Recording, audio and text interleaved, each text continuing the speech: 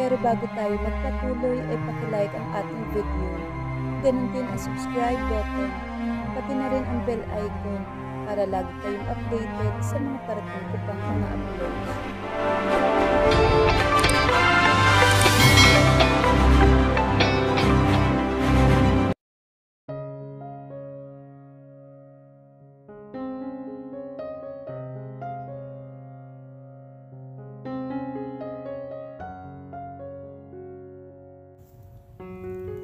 Ito ang pinapangarap ko mula nung magiging pamilya na kami ni Alfred. May anak kaming dalawa na siyang magpapatibay sa pag-ibig namin sa isa't isa. At ngayon nga, malapit nang makamtan ang pangarap na iyon. Hindi ako mapigilan ang mapangiti habang nakatingin ako kina Alfred at Isabela na masayang naghahabulan sa may tabing dagat. Ang tunog ng kanilang tawa ay isang napakagandang musika sa aking pandinig. Napakasarap pakinggan. Sana ganito na lang palagi. Hanggang sa naalala ko bigla si Gio. Kumusta na kaya siya? Hanggang ngayon hindi ko pa rin siya matawagan. Malapit nang maging 1 buwan mula nung umalis siya at magdadalawang linggo na pala kaming nandito sa isla. Inaamin ko, mula nung nagkaayos kami ni Alfred, parang ayaw mo nang bumalik sa kabihasnan. Natatakot ako na baka magbago ang lahat sa pagbabalik namin. Pero kailangan namin bumalik. Kailangan kong ayusin muna ang tungkol sa aming dalawa ni Gio. Bumalik sa akin alaala ang pinag-uusapan namin ni Gio bago siya umalis. Mahal mo pa rin ba siya? Hindi ko napaghandaan ang tanong na iyon ni Gio. Kasalukuyan niyang inaayos ang kanyang mga dadalhin. At napangangan na lang ako nang bigla niya akong tinanong nito. Tumigil siya sa kanyang ginagawa at umupo siya sa aking tabi. Ano bang klaseng tanong yan, Gio? Kayo at sa Isabela ang pamilya ko. Hindi na natin kailangang pag-usapan pa ang tungkol kay Alfred. Sagutin mo lang ang tanong ko, Maureen. Hindi ko alam kung ano ang isasagot ko sa kanya. Kaya imbes na sagutin siya, napayuko na lang ako. Ayokong makita niya sa mga mata ko ang sagot sa kanyang tanong. Hinawakan niya ang aking kamay, kaya napaangat ako ng mukha sa kanya. Hindi ako laging nandito para sa iyo, Maureen. Gustuhin ka man, pero hindi talaga. Anong ibig mong sabihin? Kunot noo ako. Litong-lito ako sa mga salitang nanula sa mga labi niya.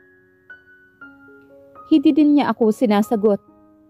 Tumayo siya at pinagpatuloy ang kanyang ginagawa.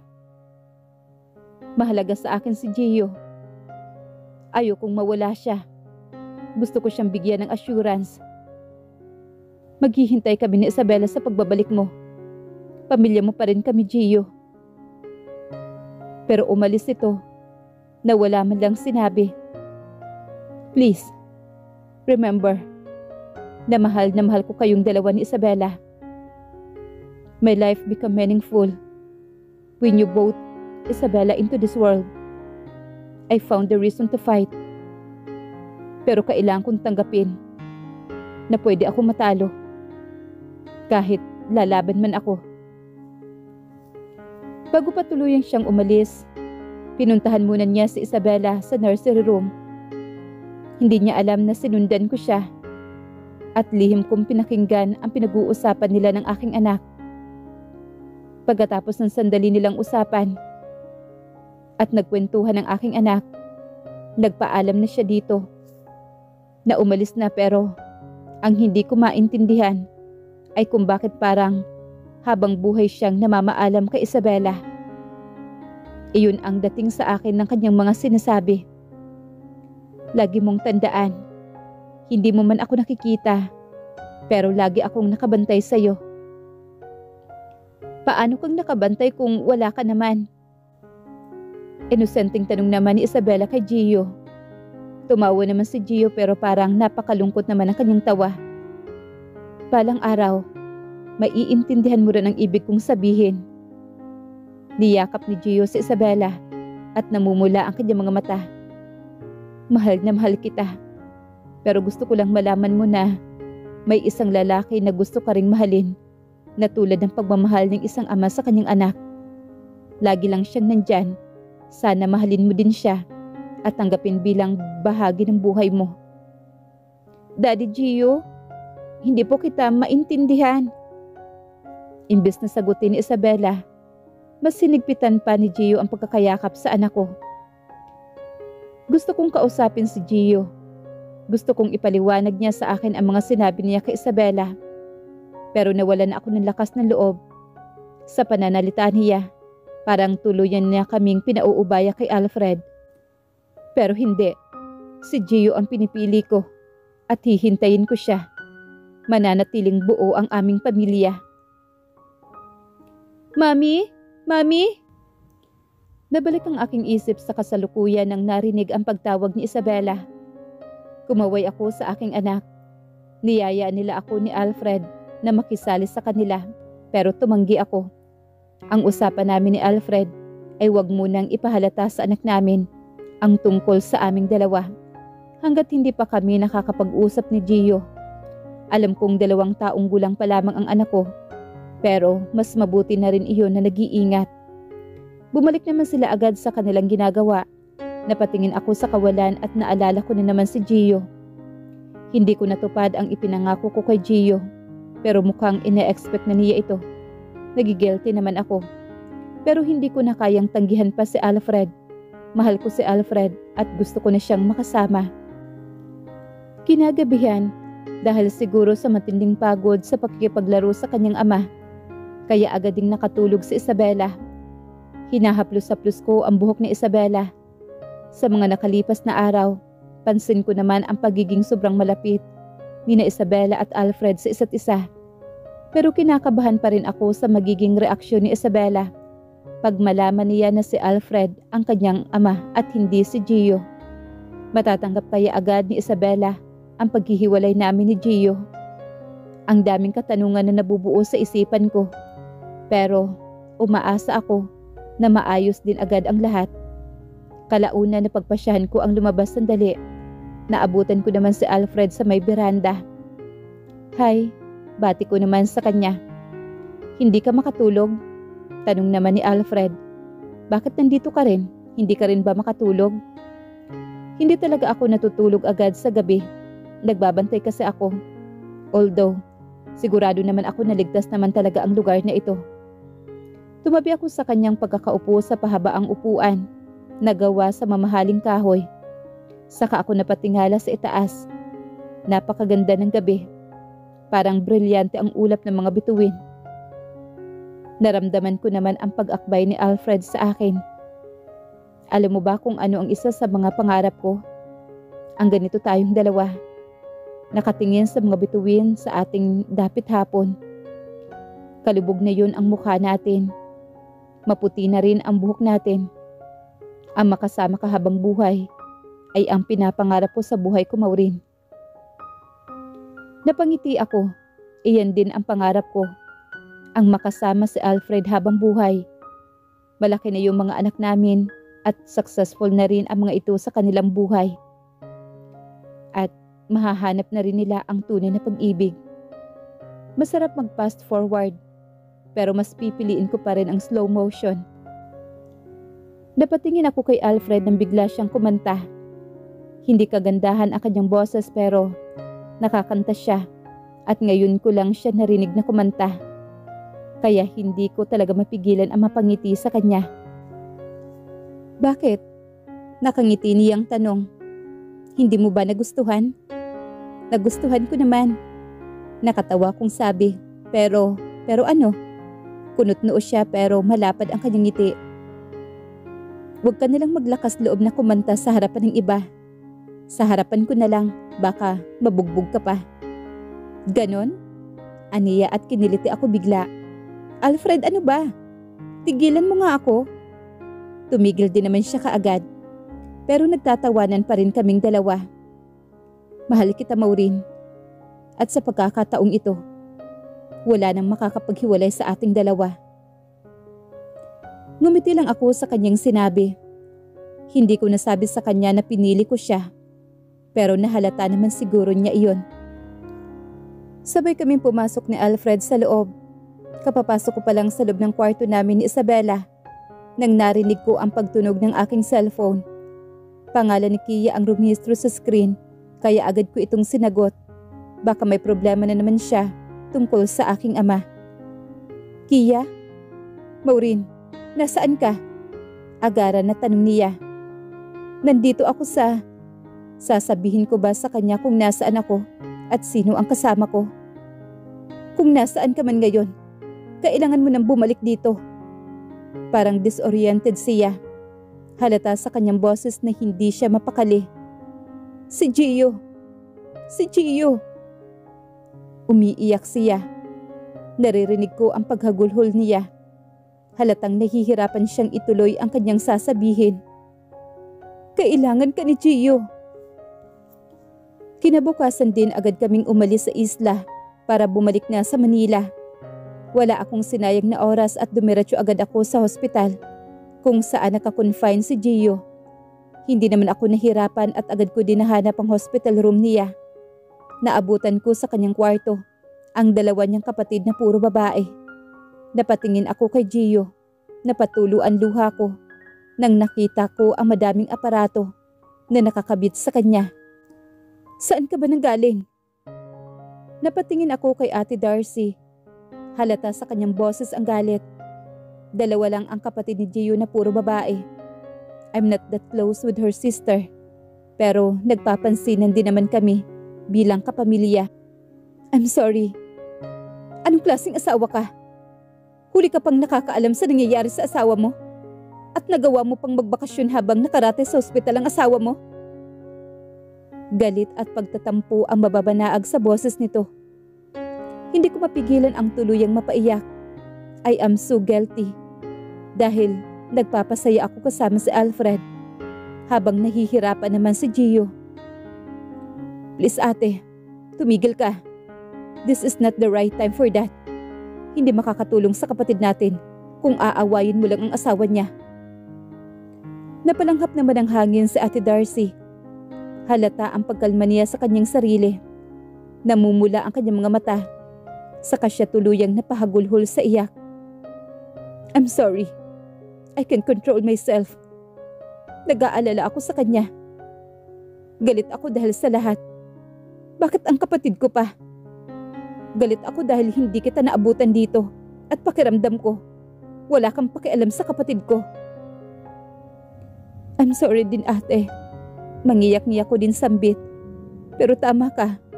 Anong klaseng asawa ako? Wala man lamang akong kaalam-alam na may iniindang sakit pala ang aking asawa. Dapat alam ko. Dapat ako ang unang nakakaalam. Pero wala akong alam. Nanghihina akong napaupo. Itinago ko ang aking mukha sa aking palad at humagulhol ako. Si Gio ang aking matalik na kaibigan. Ang lalaking aking pinakasalan ay pinahihirapan ng isang sakit habang kami ay nagsasama. Pero hindi ko man lang nahalata ito. Ni minsan, hindi man lamang sumagi sa isip ko na may sakit pala si Gio. Naramdaman ko na lamang ang pagyakap ng mga kapatid ni Gio sa akin at pareho kaming umiiyak. Kaharap namin si Dr. Sanchez. Isa siyang medical oncologist at siya ang doktor ni Gio. He is my patient for almost 4 years now. Sa unang check-up niya, we found out in his laboratory na matagal na talagang may problema sa dugo niya. At first, I'd advise him for chemotherapy, but he refused to undergo the chemo at mas pinili niyang mag-take na lamang ng gamot. Naalala ko yung sinabi niya dati. Sabi niya, ano pa raw ang saysay na mag-chemotherapy siya kung mamamatay din lang naman siya. Yung mother daw niya ay namatay din kahit ginawa nito ang lahat para gumaling. Pero kahit hindi siya nag-undergo nito, makikita ko naman na lumalaban siya. Ang totoo, may mga times na parang lumalakas siya. Last year, it's miracle na gumaling siya. We can't detect anymore his illness but just 4 months ago, bumalik na naman ang sakit niya in this time Nasa stage 4 na ito. Ano ba talaga ang tawag sa sakit niya, Doc? Tanong ko naman. It's leukemia. It is type of cancer in which the bone marrow makes too much lymphocytes, a type of white blood cells. So ano ba ang magiging treatment ng kapatid ko? We won't do anything para gumaling lang ang kapatid ko. Pumunta siya sa Singapore para sa kanyang chemotherapy. But after the toothpaste, nag-collapse siya. Nung nagising siya, sa kanya napagpasyahan na umuwi na dito sa Pilipinas at dito na lang magpagamot. Pero mayroon pang isang paraan para gumaling siya. Ito ang tinatawag na stem cell transplant. The problem, mahirap mahanap ang donor na pwedeng maging kamatch. Magpapatest ako. Halos sabay na sambit naman ng mga kapatid ni Gio. Kailangan muna namin maghintay ng ilang araw para sa bone marrow matching test ng mga kapatid ni Gio. Kailangan kasing handa ang katawan. Nasa loob ako ng kwarto ni Gio. Umuwi ang kanyang mga kapatid para makapagpahinga ang mga ito. Napaupo ako sa isang monoblock chair na nakapwesto sa gilid ng kama ni Gio. He is still unconscious. Pero sabi naman ng doktor na malaki ang posibilidad na magising siya sa mga susunod na araw. Gusto ko siyang hawakan pero bawal hawakan ng isang patient na katulad niya. Nakasuot nga ako ngayon na angkop na lab gown ng hospital. Hindi ko alam ang rason mo kung bakit hindi mo sinabi sa akin ang tungkol sa sakit mo. Naisip ko na lang na baka ayaw mo akong mag-alala. Nagsimula na namang tumulo ang luha ko. Naninikip ang aking dibdib na nakitang ganito ang isang taong kasama ko mula pa noong bata ako. Gio, please wake up. Gagawin natin ang lahat para gumaling ka. Masakit na makita kang ganito. Nung bata pa tayo, nangako tayong dalawa na walang iwanan. Tuparin mo naman yung pangako mo. Huwag mo naman akong iiwan, Gio. Please. Naalala ko bigla ang ginawa ko sa mga nakalipas na araw. Ang tungkol sa aming dalawa ni Alfred. I'm sorry, Gio. Patawad sa mga nagawa ko sa mga nakalipas na araw. Gagawin ko ang lahat. Gumising ka lang. Gumaling ka lang. Mahal na mahal kita, Gio. Kinabukasan isang hindi inaasahang bisita ang dumating. Anong ginagawa mo dito? Tanong ko kaagad kay Alfred.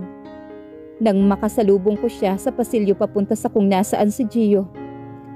Bibisitahin ko lang si Gio at gusto ko lang sabihin sa iyo na dinaanan ko ang anak natin.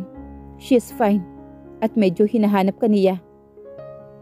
Hinila ko si Alfred at dinala ko siya sa liblib na pasilyo na walang katao-tao. Can you please, wag mong sabihin na anak natin si Isabela. Baka may makarinig sa iyo. At saka umalis ka na at huwag ka nang babalik dito. Madiin na sabi ko sa kanya sa mababang tono. I just wanted to help Maureen. At saka gusto ko lang naman kung okay ka lang ba. Sa tingin mo ba, magiging okay ako gayong hindi pa nagigising ang asawa ko? Hindi ako magiging okay hanggat may malalang sakit pa rin si Gio. At pwede siyang mawala sa akin kahit anumang oras. Ayokong mawala si Gio. Naiiyak na sabi ko sa kanya. Umalis ka na, Alfred. At huwag ka muna magpapakita sa akin o sa amin ni Isabela. Tumitig muna siya sa akin. Saka siya nagsalita. I want you to know na naiintindihan kita, Maureen. Pero bigyan mo naman ako ng assurance. Paano na tayo? Paano na ang pamilya natin? Walang tayo, Alfred. Wala tayong pamilya. You lost us the moment you left us. Sana naisip mo na wala ka nang babalikan pa. Alam mo kung ano nangyari sa akin, Maureen. Sunod-sunod ang pagtulo ng luha ko habang nakatingin sa kanya. Oo, alam ko. I'm sorry sa lahat ng mga pinagdaanan mo. Sa nangyayari ngayon, na-realize ko na mahal kita Pero mas matimbang pa rin sa akin si Gio. Hindi niya ako iniwanan. Hindi ko pa naranasan na wala siya sa buhay ko. At hindi ko naiisip na maiiwanan niya ako. I'm sorry. Pero pinipili ko si Gio at gagawin ko ang lahat para gumaling siya. Kailangan niya ako at kailangan ko rin siya. Hindi sapat ang pagmamahal para piliin kita. So please, umalis ka na at tanggapin mo na sa sarili mo na hindi tayo magiging isang pamilya. Maureen, huwag mo namang gawin to sa akin. Kailangan din kita. Kailangan ko din kayo ni Isabela. Mahal na mahal ko kayo. Tumulo na din ang luha ni Alfred. Masakit ang makita siya na ganito. Pero nakapili na ako at pinipili ko ang taong kailanman hindi ako iniwan at hindi ko din siya iiwan sa laban niyang ito. Please, huwag mo namang gawing komplikado sa akin ito. Alam mo ang pinagdadaanan ko ngayon. Gawin mo na lang ang sinabi ko kung mahal mo talaga ako. Kailangan mo akong palayain, Alfred. Mabilis kong pinunasan ang luha ko sa kakutinalikuran si Alfred. Ang puso ko ngayon ay parang nabibiyak sa sobrang sakit. Ayoko ding mawala si Alfred. Pero kailangan ako ngayon ni Gio. Sasamahan ko siya sa laban niya hanggang sa tuluyan na siyang gumaling. Tama lang ang desisyon ko. Tama lang na piliin ko ang asawa ko. Halos 1 buwan na rin ang nakakalipas. Hindi naging match ang donor ng kapatid ni Gio. Kaya ngayon, patuloy pa rin kami sa paghahanap ng isang perpektong donor niya. Ang sabi ng doktor, na magigising siya ay hindi pa rin nangyari. Pero ayaw pa rin naming sumuko. Hindi namin susukuan si Gio. Sabi ng doktor, he is fighting. So we have to fight for him also. Hindi nga nagpakita sa akin si Alfred. The last time na pumunta siya dito sa ospital ay kasama niya si Danaya. Bumisita lang naman siya kay Gio at hindi din kami nakapag-usap. Hindi na rin siya nagpapakita kay Isabela. Sa pagkakaalam ko mula kay Danaya, bumalik na pala si Alfred sa New York at mukhang doon na rin ito maninirahan. Aaminin ko, nasaktan din naman ako sa nalamang balita. Pero wala naman din sa plano ko na bawiin ang nasabi ko na kay Alfred. Hindi ko alam kung ano nakain ko. Kanina pa ako nagsusuka dito sa loob ng restroom. Nasa bahay ako ngayon dahil umuwi muna ako para ma-check ang aking anak. Nang natapos na ako sa aking pagsusuka, mabilis kong nilinis ang aking sarili at lumabas na sa loob ng restroom. Kinuha ko ang aking cellphone nang narinig ang pagtunog nito. Si Ate Darcy ang tumatawag. Bilisan mong bumalik dito. Gumising na siya at hinahanap ka niya.